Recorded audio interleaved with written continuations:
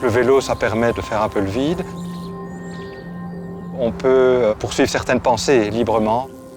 On ne fait pas de la recherche de 8h30 du matin à 5h de l'après-midi et puis on déconnecte. Je pense qu'au contraire, quand il y a des problèmes passionnants qui se posent, le cerveau y pense toujours.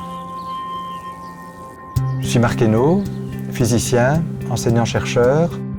Mes travaux portent sur la physique théorique, c'est-à-dire essayer de réussir la synthèse entre la gravitation d'Einstein, relativité générale, et la mécanique quantique. Ce que nous venons voir, c'est un trou noir qui dévore une étoile. On appelle d'ailleurs les trous noirs les cannibales de l'univers.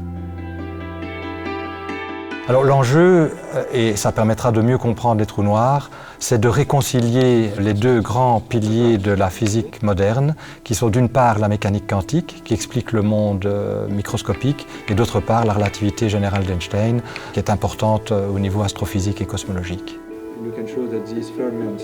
Pour le moment, nous avons deux théories qui, lorsqu'on les met ensemble, ne sont pas compatibles l'une avec l'autre. La piste que je poursuis est proche de la théorie des cordes. Donc la théorie des cordes postule que toutes les particules élémentaires, électrons ou les photons, gravitons, sont des vibrations d'une même corde. Donc c'est une théorie qui unifie toutes les interactions et la matière. Mes travaux, c'est essentiellement sur papier avec un crayon ou au tableau noir avec craie et des collaborateurs. Quand on est chercheur et qu'on est passionné, c'est difficile de mettre une limite à ses recherches. Donc recevoir le prix quinquennal, pour moi, c'est une très belle récompense. Mais je pense que c'est aussi une belle reconnaissance de l'importance de la recherche fondamentale. C'est l'occasion de rappeler au public que la recherche fondamentale est à l'origine de la plupart des révolutions technologiques qui ont changé notre vie.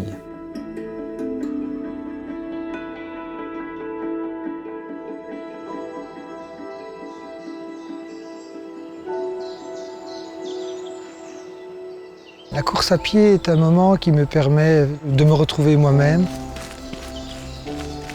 Ça donne énormément d'inspiration, des idées qui peuvent aboutir parfois à l'innovation. Je ne peux courir qu'en pleine nature. J'ai besoin de ce vert, j'ai besoin de cette verdure, peut-être le lien entre mon travail professionnel et mon plaisir de courir dans la nature. Je m'appelle Philippe Dubois, je suis professeur à l'Université de Mons, responsable du service de chimie des matériaux polymères.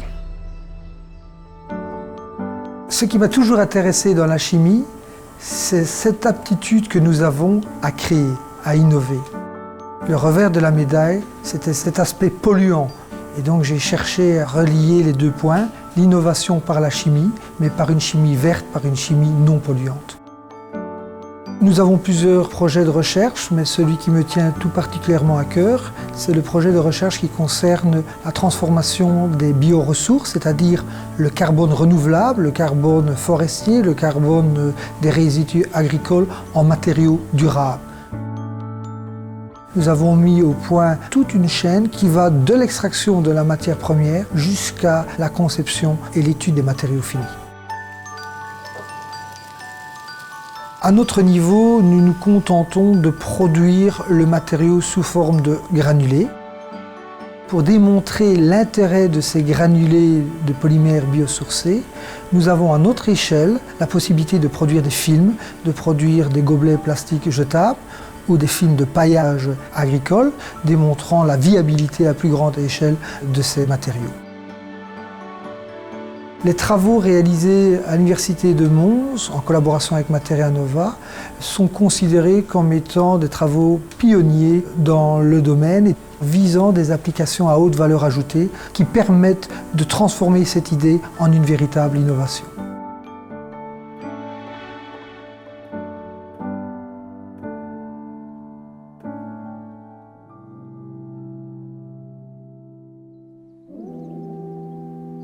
Le monde est divisé en deux. Il y a les gens qui aiment bien les réponses et les gens qui aiment bien les questions. J'ai toujours trouvé que les réponses étaient très importantes, mais j'ai toujours été animé par les questions.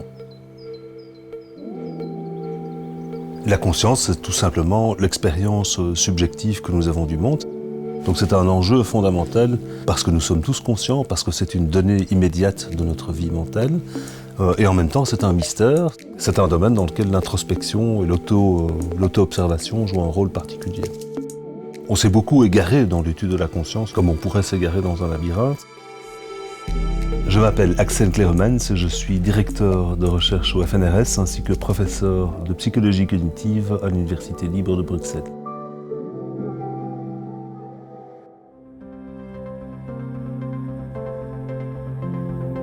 La majorité de mes travaux consistent en des expériences comportementales dans lesquelles les participants sont placés dans des situations dans lesquelles on leur fait réaliser des tâches qui présentent un intérêt particulier. Et ce sont typiquement des tâches cognitives, donc par exemple des tâches de perception, des tâches de mémoire, des tâches d'apprentissage, dans lesquelles nous prenons plusieurs types de mesures, comme par exemple une mesure de la précision des réponses, une mesure des temps de réaction. Nous travaillons aussi sur un phénomène intéressant puisqu'il permet d'explorer le sens que nous avons d'être propriétaires de certaines parties de notre corps. Maintenant, tu regardes le petit doigt de la main robotique et tu bouges l'index, donc comme au tout début. D'accord. Okay.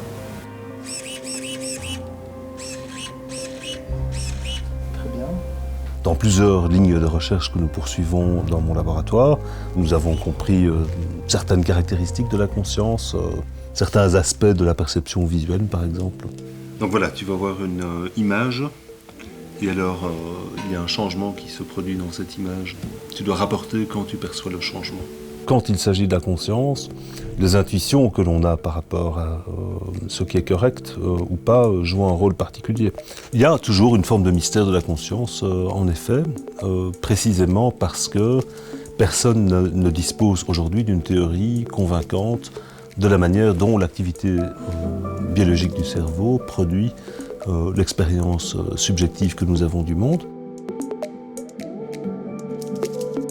J'ai grandi dans un univers graphique, plein d'images, souvent inspirées de travaux scientifiques d'ailleurs, qui a certainement éveillé ma curiosité.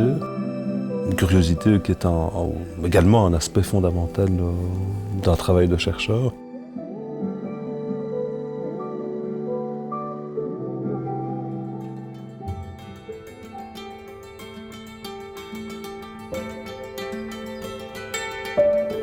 J'adore quand je rentre le soir voir ce festival de couleurs complètement dingue, ce mélange de jaune, de rose, d'orange. La similarité entre mon métier et les roses, a priori il n'y en a pas beaucoup. La seule chose que j'aimerais bien faire un jour, c'est créer mes propres roses. Et alors là, il y aurait le côté créatif de la recherche. Parfois, la recherche et les concepts qu'on en sort sont beaux par nature. Et ça, c'est un peu la similitude que je pourrais trouver avec les roses. Je m'appelle Cédric Blancpain, je suis chercheur sur les cellules souches et le cancer et je suis professeur à l'Université libre de Bruxelles.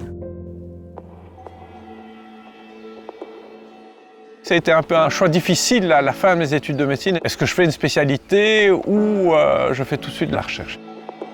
J'adorais la relation avec les patients et je m'étais plus particulièrement intéressé aux patients cancéreux qui sont en général des patients qui se remettent entièrement en main du médecin. Mais néanmoins, j'ai décidé de me lancer 100% dans la recherche. Nous sommes ici sur le campus Erasme dans lequel j'ai créé mon laboratoire de recherche. C'est un laboratoire qui étudie d'une part le rôle des cellules souches au cours du développement et tout au long de la vie, comment les cellules souches réparent les tissus, quelle est l'origine des cancers, et une fois que les cancers se sont créés, comment les cancers grandissent et comment les cancers répondent aux traitements médicaux. Est-ce qu'il existe certaines cellules responsables de la récidive? Et là, on a trouvé l'origine des cancers de la peau les plus fréquents, l'origine des cancers du sein, et donc là, on a été vraiment parmi les pionniers dans ce domaine-là. On espère que grâce à nos futures recherches, on pourra mieux conseiller les patients dans une médecine personnalisée. C'est-à-dire qu'on va essayer de voir pour chacun des cancers de chaque patient par quel flanc on peut les attaquer et comment on peut essayer qu'ils répondent le mieux possible aux traitements médicaux. Ça fait 10 ans que les top publications se suivent les unes après les autres et quasi chaque année maintenant on en a dans les meilleurs journaux du monde.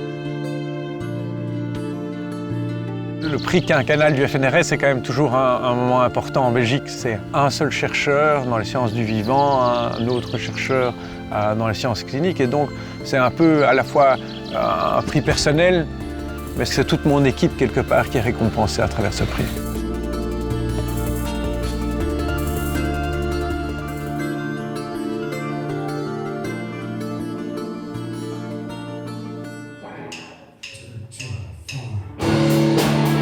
Je suis passionné par la musique, je joue de la guitare électrique depuis l'adolescence. D'ailleurs, depuis quelques années, on a formé un groupe de musique avec 3 copains. Et on joue de la musique essentiellement rock, blues. C'est une passion et c'est une détente certaine. Je m'appelle Christophe Sotiriou, je suis oncologue médical à l'Institut Jules Bordet et je suis chercheur au FNRS. Lorsqu'on a un cancer du sein, il faut connaître vraiment l'origine de la tumeur, mieux comprendre la maladie et pouvoir mieux traiter les patients. Les 3 axes principaux de ma recherche, c'est d'abord identifier des outils pronostiques pour pouvoir catégoriser les tumeurs en fonction de leur agressivité. Il y a une technologie qu'on appelle les puces ADN où on peut cartographier l'expression des gènes et leur activité. Comme ça, on a identifié une signature qu'on appelle grade génomique et avec cette signature, on peut mieux classifier ces patientes en fonction de leur risque. Les nouvelles sont excellentes. On a fait un test génomique qu'on a développé ici dans notre institution, les grades génomiques. Et comme vous voyez ici à l'écran, c'est une tumeur qui ne prolifère pas beaucoup. C'est-à-dire qu'on pourra éviter de vous proposer une chimiothérapie.